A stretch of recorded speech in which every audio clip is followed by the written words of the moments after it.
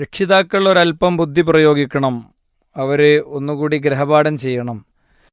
ഭർത്താവിൻ്റെയും ഭാര്യയുടെയും ഇടയിൽ, ഉപ്പയുടെയും ഉമ്മയുടെയും ഇടയിൽ നമ്മുടെ കുട്ടികളുടെ ഒഴിവുകാലം എങ്ങനെയാകണം എന്ന ചർച്ചയുണ്ടാകണം. അല്ലെങ്കിൽ കുടുംബാംഗങ്ങൾക്കിടയിൽ കുട്ടികളുടെ സംഗതികൾ എങ്ങനെയാവണം എന്നതിന്. എൻ്റെ ഒരു സഹപ്രവർത്തക കഴിഞ്ഞ ദിവസം പറഞ്ഞു, അവരുടെ ഉപ്പ വീട്ടിൻ്റെ മുറ്റത്തൊരു വലിയ ഒരു മാവിൽ നല്ല ഒരു 3 ഊഞ്ഞാൽ, അതിൻ്റെ അപ്പുറത്ത് മുള കൊണ്ട് നല്ല ഇരിക്കാനുള്ള സൗകര്യങ്ങൾ എല്ലാം ഭംഗിയായി ഒരുക്കിയിരിക്കുന്നു.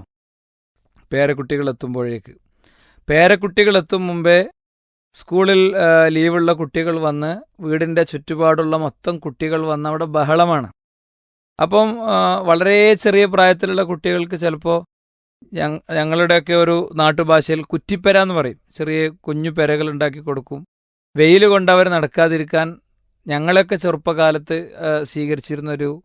പാരൻസ് സ്വീകരിച്ചിരുന്ന രീതിയാണിത്. പട്ടൊക്കെ വെച്ച് ചെറിയ വീടുണ്ടാക്കി കൊടുത്ത് അവിടെ ചില ആൺകുട്ടികൾക്ക് കച്ചവടമായിരിക്കും, പെൺകുട്ടികൾക്ക് ഭക്ഷണം ഉണ്ടാക്കലായിരിക്കും. ഈ ഒരു ഉദാഹരണം ഇവിടെ കൊണ്ടുവന്നത് മറ്റൊന്നിനുമല്ല, കുട്ടികളുടെ പ്രായം അനുസരിച്ച് ഒരു +2കാരന് കുറ്റിപ്പര ഉണ്ടാക്കി കൊടുത്താൽ അവനെ എന്തായാലും വാപ്പാനും ഉമ്മാനും നല്ലൊരു മാർക്കിടും. എന്താണ് അവസ്ഥ എന്നുള്ളതിനെ സംബന്ധിച്ച്.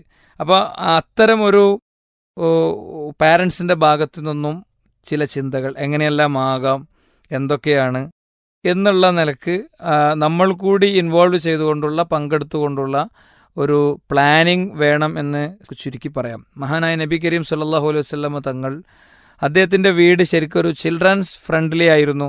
കുട്ടികൾക്ക് ഏറ്റവും അനുഗുണമായ രീതിയിലുള്ള വീടായിരുന്നു. അവിടെ വില കൂടിയ കളിപ്പാട്ടങ്ങളുള്ളത് കൊണ്ടോ അതല്ലെങ്കിൽ റസൂൽ സല്ലല്ലാഹു അലൈഹി വസല്ലം തങ്ങളുടെ വീട്ടിൽ നമ്മുടെ വീടിൻ്റെ 100ൽ 1 കുട്ടികൾക്ക് അനുഗുണമായ സൗകര്യങ്ങളുള്ളത് കൊണ്ടോ അല്ല, മറിച്ച് ആത്മീയ ഉപദേശകനും ആത്മീയ നേതാവും ഭരണകർത്താവും എല്ലാമായിട്ടും കുട്ടികളോട് അടുത്തിടപഴകാനും അവരോട് സമയം ചെലവാക്കാനും റസൂൽ സല്ലല്ലാഹു അലൈഹി വസല്ലം തങ്ങൾ ശ്രദ്ധിച്ചു.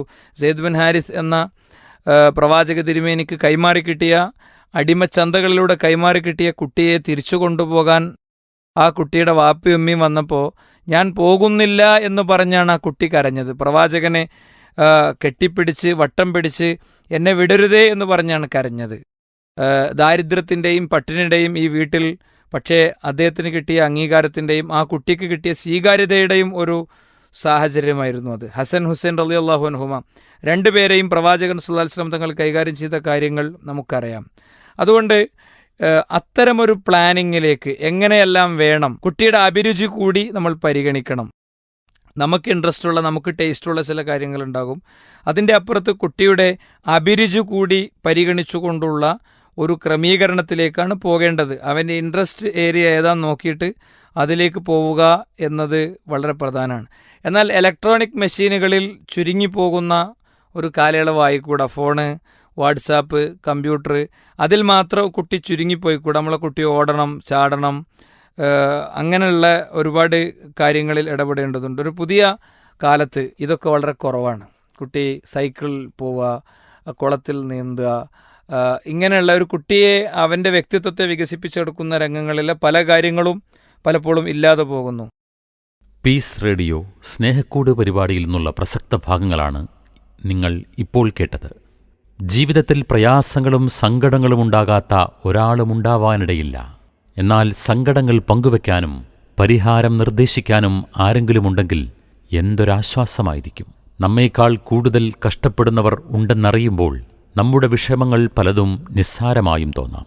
സങ്കടങ്ങൾ പങ്കുവെക്കപ്പെടുമ്പോഴേ പാതി വിഷമം പരിഹരിക്കപ്പെട്ടുവെന്ന ആശ്വാസം വന്നുചേരും. പക്ഷേ അതിന് പറ്റിയ ഒരത്താണി കിട്ടുന്നില്ല എന്നതായിരിക്കും നിങ്ങളുടെ പ്രശ്നം. വിഷമിക്കേണ്ട, പീസ് റേഡിയോ നിങ്ങൾക്കൊപ്പമുണ്ട്. ഗൂഗിൾ പ്ലേ സ്റ്റോറിൽ നിന്നും പീസ് റേഡിയോ ആപ്പ് ഡൗൺലോഡ് ചെയ്യൂ. ഫീഡ്ബാക്ക് ഓപ്ഷൻ വഴി കമന്റ് ചെയ്യൂ.